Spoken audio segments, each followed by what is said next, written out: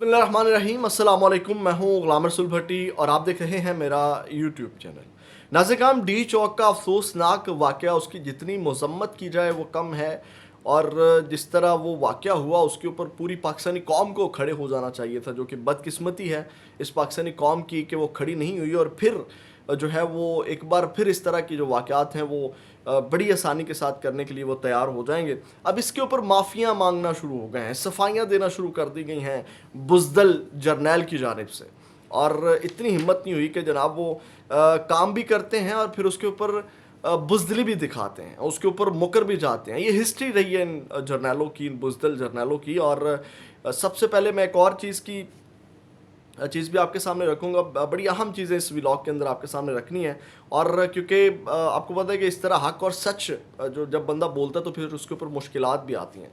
तो आपसे यही दरख्वास्त है कि खुल कर के बोलूँगा और जनाब डंके की चोट पे बोलूँगा, लेकिन आपकी सपोर्ट की ज़रूरत है। ज़्यादा से ज़्यादा आपने सब्सक्राइब करना है, लाइक करना है इस वीडियो को। इमरान खान साहब के हवाले से सबसे पहले तो मैं आपको बता दूं कि उनके हवाले से कल कुछ खबरें चल रही थी। अडाला जेल के अंदर से उसका रद्द-ए-अमल सामने आया है। फिर इसके ऊपर बात करते हैं, ये बुज़दिल जर्नैल ने माफ़ी मांगी है और किस तरह काम भी करते हैं और फिर उसके ऊपर माफ़ी भी मांगते हैं और फिर उसके ऊपर स्टैंड भी नहीं ले सकते। ये इतने बुज़दिल हैं। नाज़िर, सबसे पहले तो आपको पता है कल खबर आई, कासिम सूरी ने एक ट्वीट किया जिसके हवाले से मैंने आपको बताया। फिर इमरान रियाज ने भी कुछ चीज़ें रिपोर्ट की कि जनाब जो है वो किस तरह उनको अजियत दी जा रही है। कुछ चीज़ें इसमें सच भी हैं, जो एंकर इमरान रियाज ने खबर दी कि उनको अजियत दी जा रही है। लेकिन उनको अडाला जेल से मुंतकली वाली जो खबर चली कि उनको डीएच क्यू भी मुंतकिल किया गया, उसके ऊपर मैंने भी बात की थी कि इस तरह नहीं होता। मुंतकली वाला अजियत वाली चीज़ें समझ आती हैं कि उनको अजियत दी जा रही है, उनको जिस हालात में रखा जा रहा है। लेकिन अब इसके ऊपर जो है वो अडाला जेल हुकाम की वजाहत सामने आई है। वो ये है कि बानिया पीटीआई से मुतल्लिक सोशल मीडिया पर गर्दिश करने वाली अफवाहों का मामला। बानिया पीटीआई अडाला जेल में है, उनकी सेहत भी बिल्कुल ठीक है। और बानिया पीटीआई की जो अहलिया, उन्होंने कहा कि अडाला इस हवाले से उन्होंने मज़ीद ये कहा कि बानी पीटीआई अडाला जेल में उनकी सेहत बिल्कुल ठीक है। बानी पीटीआई के अडाला जेल से मुंतकली की खबरों में कोई सदाकत नहीं। बानी पीटीआई मामूल के मुताबिक अपने सेल में मौजूद हैं और बानी पीटीआई का ब्लड प्रेशर और शुगर लेवल नॉर्मल है। बानी पीटीआई रोज़ाना 2 मरतबा वर्जिश करते हैं। जेल मैनुअल के मुताबिक बानी पीटीआई को तमाम सहूलियात दस्तियाब हैं। बानी पीटीआई की सेहत और खाने का खास ख्याल रखा जा रहा है और उनको कहा जा रहा है कि थाना न्यू टाउन के अंदर जिनमें उनकी तफ्तीश जारी है, उसको उनके सेल को वो सब थाना जो है वो डिक्लेयर किया हुआ है और न्यू टाउन में जो है वो उनकी हिरासत में है, थाना न्यू टाउन पुलिस की हिरासत में, जिसकी कल वो एक तफ्तीशी अफसर की ऑडियो भी वायरल हो रही थी। ये तो इमरान खान साहब के हवाले से इनका रद्द-ए-अमल सामने आया है। अब नाज़िर हम आते हैं जो आज माफ़ी मांगी गई। सबसे पहले तो इनकी इतनी हिम्मत नहीं हुई कि डायरेक्टली ISPR की जानिब से ये एलामिया जारी किया जाता जो कुछ हुआ है। और दूसरी जानिब अब उन्होंने ये वजारत दाखिला का बड़ा लंबा चौड़ा जो है ये इलामिया है, वो भी मैं आपके सामने रखूँगा। आप सर पकड़ने के ऊपर मजबूर हो जाएंगे जो इलामिया जारी हुआ। लेकिन सबसे पहले जो अहम चीज़ डिस्कस करनी है फ़ौज के हवाले से, क्योंकि कहते हैं ना फ़ौज ने गोलियां मरवाई हैं और इस हवाले से सारी चीज़ें, तो इसके ऊपर वजाहत आई है वजारत दाखिला की जानिब से। यानी कि इतनी हिम्मत नहीं हुई कि जनाब इसकी वजाहत जारी करती है ISPR की जानिब से, अपनी आवाम में एतमाद बहाल कर सकते। अब नाज़िर वो कहते हैं पाक फ़ौज का पुरतशद्दुद हजूम से बराह रास्त कोई टकराव नहीं हुआ। पुलिस और रेंजर्स ने पुरतशद्दुद हजूम को मुंतशिर करने के लिए लाइव एम्यूनेशन का इस्तेमाल नहीं किया। और फिर उन्होंने कहा कि उसके अलावा उन्होंने कहा पाक फ़ौज का इस पुरतशद्दुद हजूम से बराह रास्त कोई टकराव नहीं और ना ही वो रेड कंट्रोल पर तैनात थी। मुंतशिर करने के अमल के दौरान क़यादत के हमरा मुसल्लह गार्ड्स और मुजाहरीन के मुसल्लह शर पसंदों ने अंधाधुंध फायरिंग की। आप अंदाज़ा लगाएं, सफाइयाँ देने की कोशिश कर रहे हैं और सफाइयाँ भी किस तरह दे रहे हैं। सबसे पहले तो मैं इस चीज़ की मजम्मत करता हूँ, ये किसी की अखलाकी जुर्रत नहीं हुई पाकिस्तान तहरीक इंसाफ की भी कि इसके ऊपर बात करें और स्टैंड लें।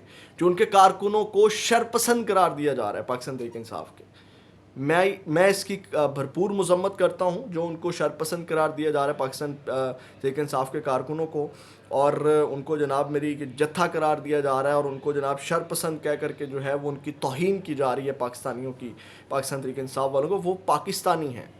और उसके बाद नासिर काम ये बराह रास्त रेंजर्स ने फायरिंग की, यानी कि इसके अंदर रेंजर्स जो है वो फ्रंट फुट के ऊपर थी।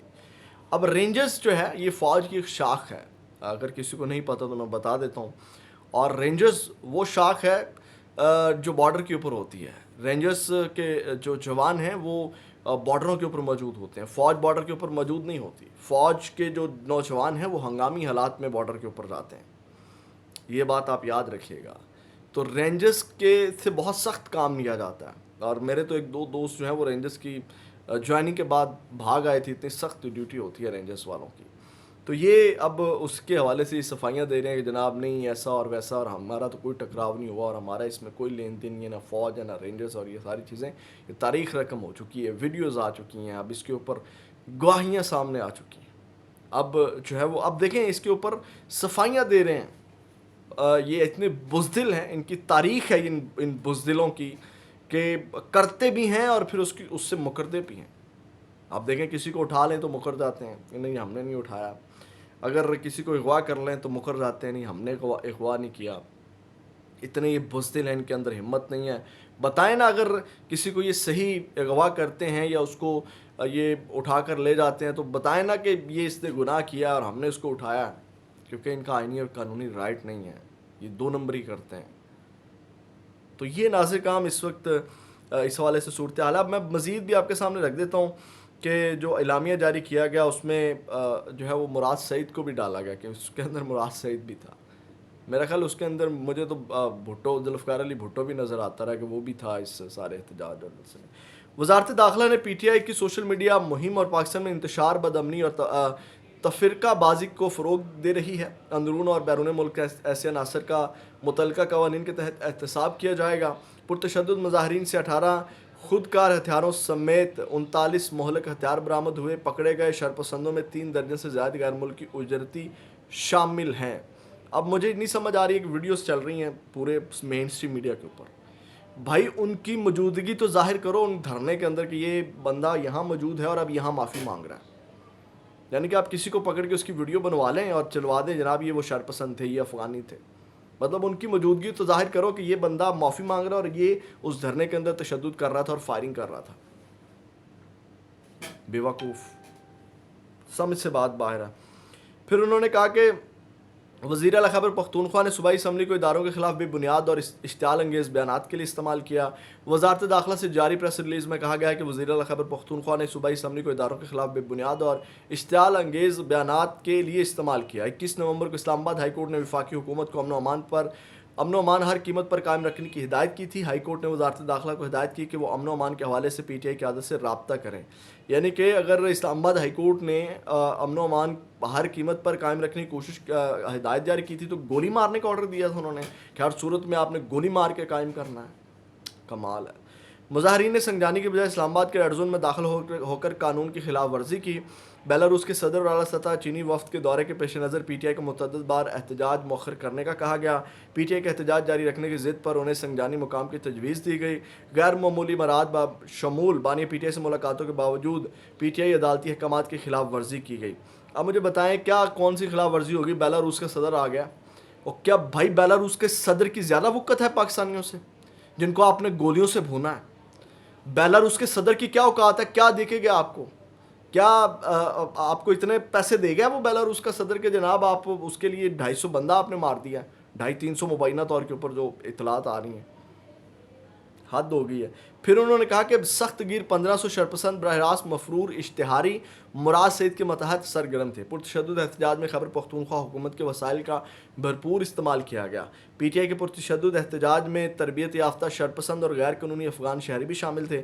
یہ سخت گیر 1500 شرپسند براہ راست مفرور اشتہاری مراد سعید کے متحد سرگرم تھے جو خود بھی ہمراہ تھا. اس گروہ نے عسکریت پسندانہ حکمت عملی کا استعمال کرتے ہوئے قانون نافذ کرنے والے اہلکاروں پر حملہ کیا. آپ اندازہ لگائیں. پھر انہوں نے کہا کہ ڈیوٹی پر متعین 3 رینجرز اہلکاروں کو گاڑی پر چڑھ کر شہید کیا گیا. یہ بھی مطیع اللہ جان اس کی کر چکے ہیں. پھر انہوں نے کہا کہ آرٹیکل 245 کے تحت فوج بلائی, اس کی بھی انہوں نے وضاحت جاری کی. تو یعنی کہ انہوں نے سارا مدعا جو ہے وہ پاکستان تحریک انصاف کے اوپر ڈال دیا. یعنی کہ ان کا کہنے کا مقصد یہ ہے کہ جو گولیاں ہم نے برسائی ہیں یہ صحیح برسائی ہیں, اس کو جسٹیفائی کر رہے ہیں, جو کہ انتہائی قابل مذمت ہے. اس کی جتنی مذمت کی جائے کم ہے. مطلب شرم نام کی چیز نہیں ہے ان بزدلوں کے اندر.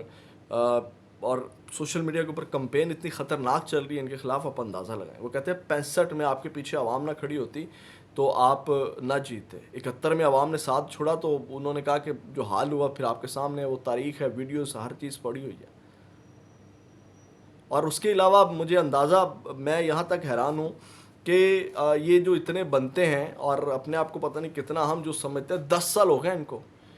باقی ممالک کے اندر تو ان کی رسائی نہیں ہے, پاکستان کے اندر تو ان کی انٹیلیجنس ایجنسی نمبر 1 ہے نا, ہر جگہ ان کی رسائی ہے, ہر جگہ جو ہے وہ یہ پہنچ سکتے ہیں. ملک کے اندر ان کو پوچھنے والا کوئی نہیں ہے, نہ عدالت پوچھ سکتی ہے, نہ کوئی جج پوچھ سکتا ہے, نہ وزیر اعظم پوچھ سکتا ہے, اتنی کسی میں ہمت نہیں ہے ان کو پوچھیں.